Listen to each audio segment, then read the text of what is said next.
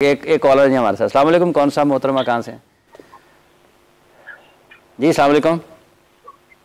वालेकुम अस्सलाम। जी मैडम फरमाइए। जी मैं रगीबा बात कर रही हूँ लाहौर से। जी जी बोलिए। जी सर मेरा एक क्वेश्चन ये था कि मेरी शादी को 1 साल हो चुका हुआ है। मेरी जी। पसंद की शादी थी, लेकिन ना मेरे ससुराल में दिल नहीं लगता। मुझे कॉन्स्टेंटली ऐसा लगता है कि मेरे पे जादू टूना करवा रही है मेरी सास और मेरी नंद, और बिल्कुल मेरा दिल नहीं लगता। तो मैं ऐसा क्या करूं, या ऐसा कोई वजीफा हो कि ये सब कुछ खत्म हो जाए और मेरा दिल लगना शुरू हो जाए। ठीक है, बहुत शुक्रिया। वैसे इस प्रोग्राम से एक चीज़ ये नज़र आ रही है, ख़वातीन जो बहुत ज़्यादा एहतजाज करती है ना कि मर्द उनका हक खा रहे हैं, ये तो प्रोग्राम कुछ और ही मंजर पेश कर रहा है। ख़वातीन के लिए सबसे ज़्यादा मुश्किल। मैंने इस पे आर्टिकल भी लिखा था कि असल में औरत ही औरत की दुश्मन है, मर्द नहीं होता। मुफ्ती साहब बिस्मिल्लाहिर्रहमानिर्रहीम। देखें, जहाँ तक है सवाल का ताल्लुक कि दिल वहाँ पे नहीं लगता, तो देखना पड़ेगा कि आप वहाँ पर रहती कैसे हैं, आपके ताल्लुकात अपने खावन के साथ कैसे हैं और दीगर जो रिश्तेदार हैं उनके साथ कैसे ताल्लुकात हैं। क्या आप रसूलुल्लाह सल्लल्लाहु अलैहि वसल्लम की सुन्नत के मुताबिक अखलाक हसना का मुजाहरा करती हैं या कि मामला कुछ और है। ये सारी बातें देखने के बाद अगर फिर भी किसी जगह पर आपकी हक तलफी हो रही हो तो रसूलुल्लाह सल्लल्लाहु अलैहि वसल्लम का वो फरमान याद रखें जिसका मफहूम है कि अगर कोई बंदा जुल्म को बर्दाश्त करते हुए और आजिज़ी इख्तियार करता है, अपना हक छोड़ देता है, तो अल्लाह ताला उसकी इज़्ज़त को बढ़ाता है। आजिज़ी इख्तियार करता है, अल्लाह उसकी इज़्ज़त को बढ़ा देता है। जो अल्लाह की राह में सदका करता है, अल्लाह उसके रिज़्क़ को बढ़ा देता है। तो ये सारी चीज़ें सबसे पहले मलहूज़े खाते रखें। अगर बिल फ़र्ज़ आपको लगता हो कि आपके ऊपर जादू के असरात हैं, तो फिर आपने ये करना है, जिस तरह अभी तमाम वज़ाइफ आपने सुने, लेकिन याद रखें कि जो आखिरी 2 सूरतें हैं कुरान मजीद फुरकान हमीद की, ये खुसूसियत के साथ जादू और नजर बद के तोड़ के हवाले से नाज़िल हुई। आपने सूरह फातिहा और दीगर जो भी चीज़ें सुनी, मैं नहीं समझता कि इसका इन चीज़ों का ताल्लुक कोई जादू के तोड़ के साथ है। अगर हो तो ये भी पढ़ सकते हैं, लेकिन खुसूसियत के साथ जो आखिरी 2 सूरतें हैं, रसूलुल्लाह सल्लल्लाहु अलैहि वसल्लम आपने जब अपने फरामीन में बताया तो इन 2 सूरतों का जिक्र फरमाया। 11 चूंकि इनके अंदर आयात हैं और 11 ही गिरे खोलने का हुक्म था। वो मुकम्मल वाक़या हदीस की किताबों के अंदर मौजूद है कि हज़रत सैयदना अली मुर्तज़ा रज़ियल्लाहु ताला अन्हु या दीगर सहाबा वो गए, जाके कुएं में से वो धागे निकाले, वो जो बाल थे वो निकाले और एक एक गिरा को खोलते जाते और एक एक आयत पढ़ते जाते। कुल आऊज़ु बिरब्बिल फलक यहाँ से लेकर तो मुकम्मल 2 सूरतें, इनको पढ़ें, अव्वल आखिर दुरूद के साथ अपने ऊपर दम करें। रसूलुल्लाह सल्लल्लाहु अलैहि वसल्लम का मुबारक तरीका, मुबारक सुन्नत है कि जब भी आप अपने मुबारक बिस्तर के ऊपर आराम फरमाने के लिए तशरीफ ले जाते तो तालीम उम्मत के लिए आप अपने मुबारक जिस्म पर हाथ भी फेरते और अव्वल आखिर आप दुरूद पाक, ये तो हम इस वजह से पढ़ते हैं कि रसूलुल्लाह सल्लल्लाहु अलैहि वसल्लम के साथ वो मोहब्बत का रिश्ता कायम हो जाए। और दुरूद शरीफ एक ऐसी चीज़ है कि जिसको सिर्फ समझाने की गरज से कहूँगा, जिस तरह खाने के अंदर सलाद होता है ना, इसी तरह हम हर वजीफे के अव्वल आखिर में दुरूद शरीफ बताते हैं। तो बहरहाल सूरह फलक सूरह नास अपने जिस्म के ऊपर हाथ फेरते जाएं, पढ़ते जाएं, अपने बच्चों के ऊपर दम करें। जहाँ तक अजान का ताल्लुक है, अपने घरों में अजान भी किसी मर्द से पढ़ाएं, तो इंशाअल्लाहुल अजीज आपका दिल भी अपने ससुराल के अंदर लगेगा। और अगर इन तमाम चीज़ों पर अमल करें तो इंशाअल्लाहुल अजीज बहुत ज़्यादा। सारिया साहब, दिल नहीं लगता मोहतरमा का। देखिए, आप जब भी किसी घर में जाते हैं, एक नया घर होता है, अपना घर छोड़कर, मैं ज़रा एक औरत की हैसियत से, क्योंकि खुद इंसान गुजरता है, तो मेरा इसको देखने का, अपनी बच्ची को ये बताने का भी है कि ये होता है, स्टार्ट में साइकोलॉजिकली भी होता है।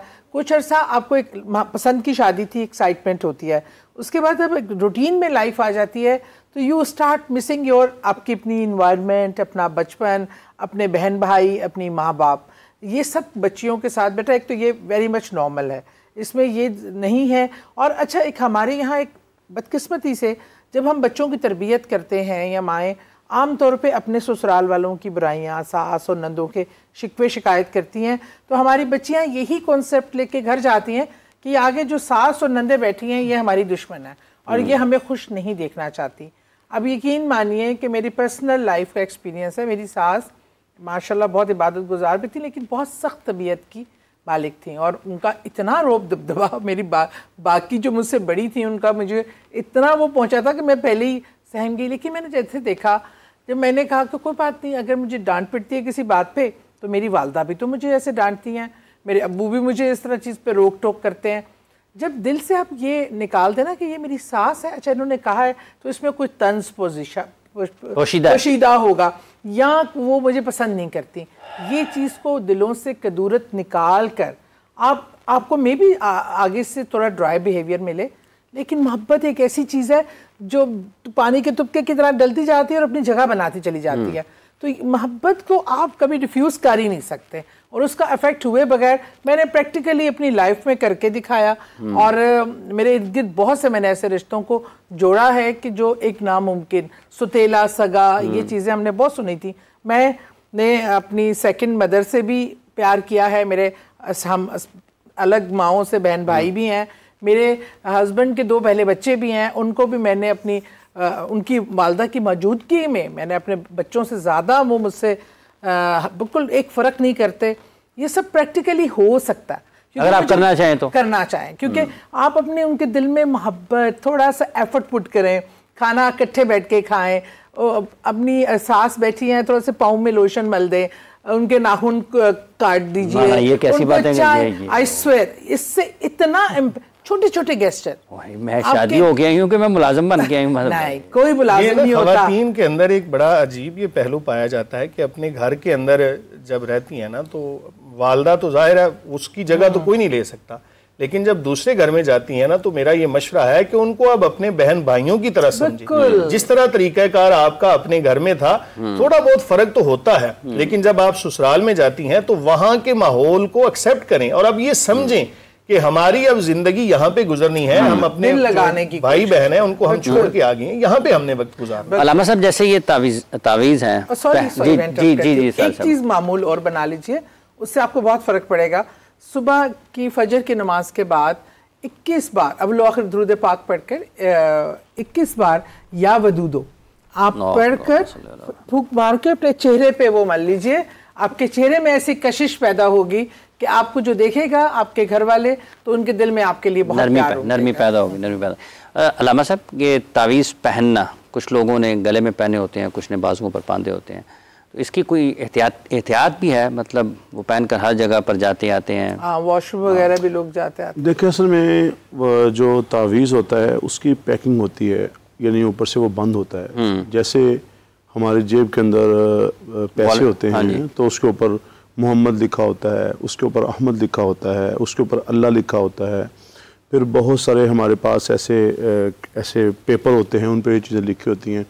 तो जो तावीज़ होता है वो उसकी ना पैकिंग होती है जी, वो बंद होता है। तो इसमें ऐसी कोई वो नहीं है कि आपने पहना हुआ है तो आप फलां जगह पे नहीं जा सकते, यहाँ पे नहीं। हाँ एहतियातन अगर आप लेदर में क्यों बांधा किया जाता है? अगर आप उतार के रख दें एहतियातन तो अच्छी बात है, लेकिन अगर आपने पहना हुआ है तो इसमें कोई ऐसी वो चीज़ नहीं है। अभी जो बात हो रही थी उसमें थोड़ी सी मैं भी अपना शेयर करना चाहता हूँ। असल में सबसे पहली बात तो ये है कि हमारी कराची में एक मुफ्ती साहब थे, उन्हें कॉल आती है कि मुफ्ती साहब मैं बहुत परेशान हूँ। तो उन्होंने कहा मेरी किताब है हर परेशानी का हल, वो लेके पढ़िए आप। उस खातून ने वो किताब ली, पढ़ी, फिर रब्ता किया कि मुफ्ती साहब वो मैंने किताब तो पढ़ी है पर मेरी परेशानी ख़त्म नहीं हुई। तो उन्होंने कहा उस किताब में जो लिखा है उस पर कोई अमल भी हुआ? उसने कहा अमल तो कुछ नहीं किया। मेडिसिन आप लेते हैं, आप उसे यूज़ ही नहीं करते, तो फिर कैसे असरात मुरतब होंगे? तो मुफ्ती ने कहा अच्छा बताओ बात क्या है?